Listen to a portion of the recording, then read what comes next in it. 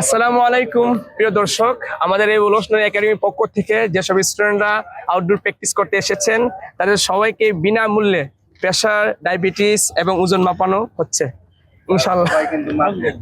হ্যাঁ, অবশ্যই মাপবেন, সবাই মাপবেন, কেউ বাদ যাবেন না, ঠিক আছে?